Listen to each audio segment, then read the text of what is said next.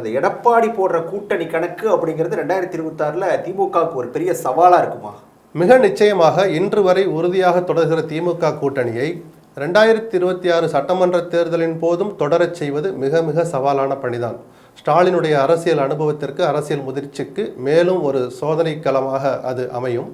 ஏனென்றால் கடந்த தேர்தலின் போதே அல்லது ஒவ்வொரு தேர்தலின் போதும் ஒவ்வொரு கட்சிக்கும் சுயநலம் கலந்த சில நியாயமான எதிர்பார்ப்புகள் இருக்கும். தாங்கள் போட்டியிட விரும்புகிற தொகுதிகளின் எண்ணிக்கை, எந்த தொகுதி அப்படிங்கிறதுல சில பேராசை என்று எதிரணி சொல்லலாம். ஆனால் அவர்கள் பார்வையில் இது நியாயமான எதிர்பார்ப்பு என்று இருப்பதையெல்லாம் சமாளித்து அவர்களை தக்க வைப்பது பெரும் சவாலான பணிதான். இந்த முறை நாங்கள் கேட்கிற தொகுதியை நீங்கள் தரலைன்னா எங்களுக்கு வேறு 2 ஆப்ஷன் இருக்குன்னு சொல்கிறதுக்கு அந்த மதவாத சக்தியை விட்டு வெளியே வந்து நாங்கள் மதசார்பற்ற சக்தி தான் என்று சொல்கிற எடப்பாடி ஒரு வாசலை திறந்து வைத்திருக்கிறார்.